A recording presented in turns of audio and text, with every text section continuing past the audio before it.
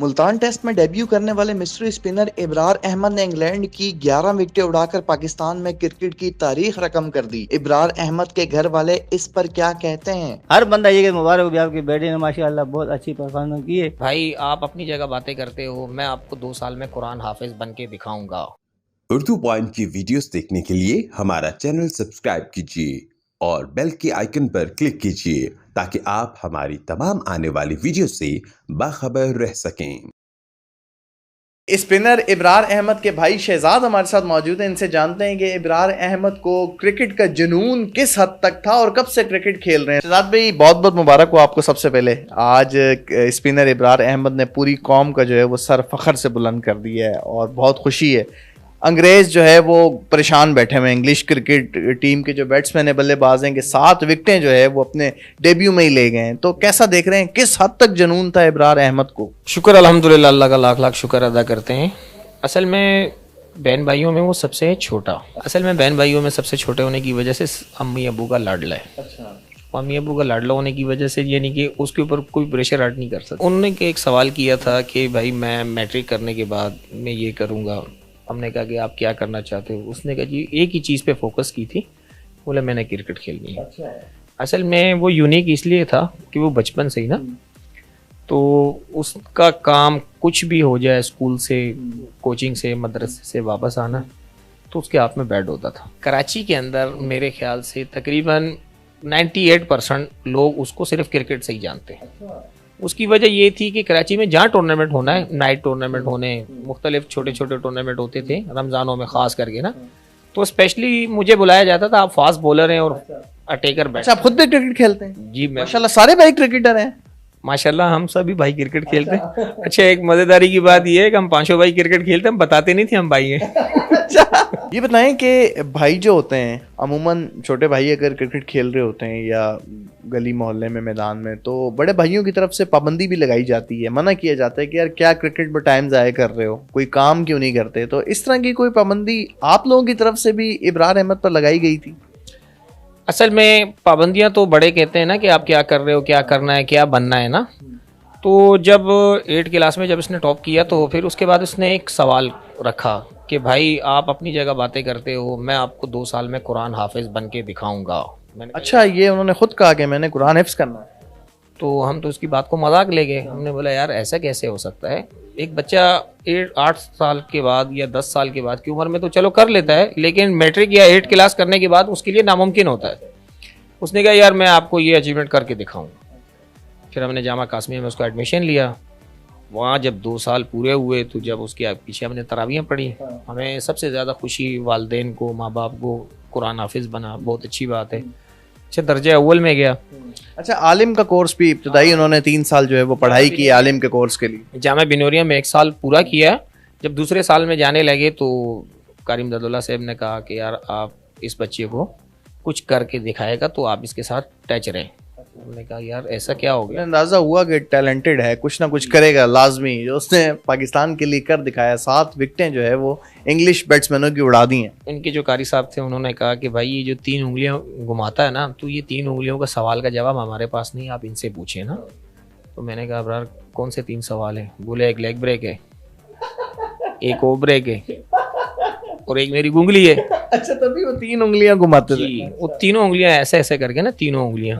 शहजाद भाई ये बताएं कि इब्रार अहमद तैयार होने के बाद, बिल्कुल मुकम्मल एक स्पिनर बॉलर बनने के बाद, कितने वक्त से इंतजार कर रहे थे पाकिस्तान के लिए, इस कौम के लिए खेलने के लिए, इंटरनेशनल खेलने के लिए? भी उन्होंने मुल्तान टेस्ट में डेब्यू किया, शानदार परफॉर्मेंस का मुजाहरा किया। तो ये बताएं कि कितनी देर से उन्हें तड़प थी पाकिस्तान के लिए खेलने के लिए? शुक्र अल्हम्दुलिल्लाह। सबसे बड़ी बात ये थी कि 2017 में जब ये इंजर्ड होके आया था ना, तो उसके बाद से बहुत डिसहार्ट था ना। फिर 2018 इंजरी में गुजारा। 2019 में भी इसने फर्स्ट क्लास में ग्रेड 1 में किया, परफॉर्म उस तरह नहीं था। फिर 2020 में फिर इसने मतलब ग्रेड 1 में और ग्रेड 2 में टॉप परफॉर्मेंस की। उस टाइम ये कोरोना वगैरह का वो चल गया था, तो उसमें हम ज़्यादा डिसहार्ट इस वजह से हो रहे थे कि यार एक बच्चे का टाइम ज़ाया हो रहा है और उस मौका मिले तो कुछ करके दिखाए। फिर 2021 में गुलाम अली कोच ने इन पे ट्रस्ट किया। बोला अबरार ग्रेड 1 में किया, ग्रेड 2 में किया, बेटा फर्स्ट क्लास भी करके देख लो।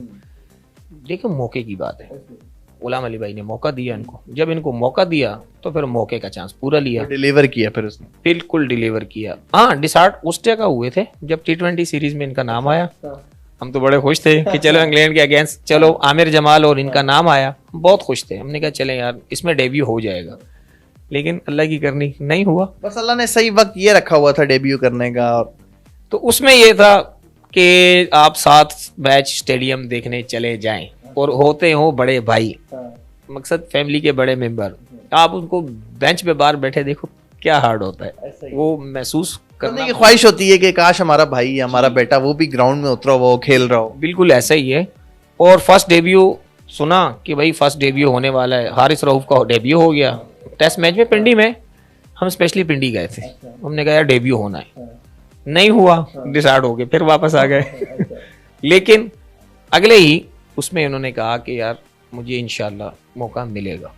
वो जब मौका मिला तो आप ये सोच लें मैं नाचा कितना हूं उसके आगे।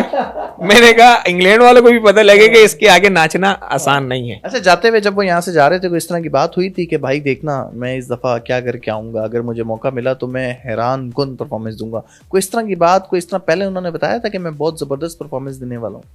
आपने मुझसे सवाल पूछा ना कि आप सारे भाई क्रिकेट खेलते हो, मतलब मेरा एक छोटा सा घर है, मैं उसकी बात नहीं कर रहा हूँ। आपने मुझे ये सवाल पूछा कि आप भाइयों में से कितने भाई क्रिकेट खेलते हो, तो भैया ना हमारी हर चारपाई के नीचे एक बेल्ट पड़ा हुआ है। अच्छा एक यहाँ भी पड़ा हुआ है।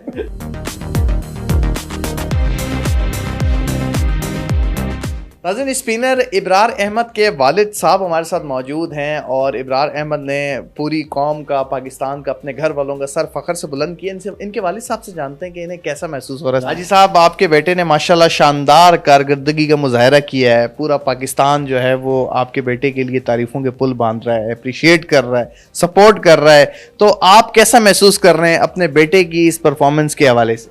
हम तो बहुत अच्छा महसूस कर रहे हैं, हमें बहुत बड़ी खुशी है कि भाई अल्लाह पाक ने इसको इतनी बड़ी इज़्ज़त दी है। और हमें सिर्फ मुझे नहीं खुशी, हमारे घर वाले सब मोहल्ले वाले सारे बंदे इस खुशी में हमारे साथ शरीक हैं। और हमें खुशी इस बात की है कि वो क्रिकेट के साथ साथ वो कुरान हाफिज भी है। और दूसरी बात ये है कि वो जब उसने क्रिकेट की शुरुआत की तो मुझे कहने लगे मैं अभी क्रिकेट खेलूँगा, आप मुझे इजाज़त दो, मेरे लिए क्या हुक्म है। मैंने कहा भी जो शौक़ है आपका, अपना शौक़, अपना दीनी तालीम भी हासिल करो और जो आपको शौक़ है क्रिकेट वो भी खेलो, हमारी तरफ से आपको कोई रुकावट नहीं होगी। अच्छा शुरू में तो आपने कोई ना कोई पाबंदी या कभी मना किया? शुरू में बहुत सारे क्रिकेटर्स ऐसे होते हैं उनके घर वाले शुरू में वालिद साहब या बड़े भाई वगैरह मना करते हैं कि क्यों क्रिकेट पर टाइम ज़ाया कर रहे हो, क्या रखा है इसमें, क्या करोगे, कोई काम वगैरह करो। शुरू में स्टार्टिंग में जब आपने देखा कि बच्चे में बहुत ज़्यादा क्रिकेट का जुनून है, उस दौरान कभी मना करने की कोशिश की? हमने तो अपनी तरफ से मदरसे में को दाखिल किया था, लेकिन उसने कहा कि मैं क्रिकेट के मदरसे के सबक पढ़ने के साथ साथ कुरान हिफज करने के साथ साथ अपना क्रिकेट भी अपना जारी रखूँगा। तो मैंने कहा भाई ठीक है, लेकिन अपना ये जो कुरान आपने हिफज शुरू किया इसको आधा नहीं छोड़ो, उसको पूरा करो।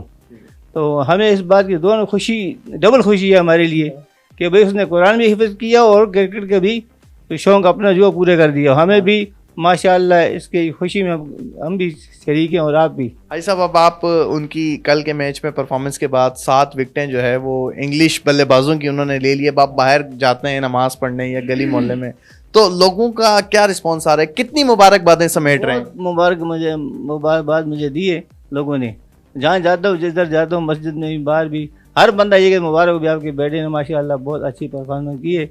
हमें इस बात से बहुत खुशी है और आइंदा के लिए भी वो अच्छा खेले और मुल्क के लिए खेले।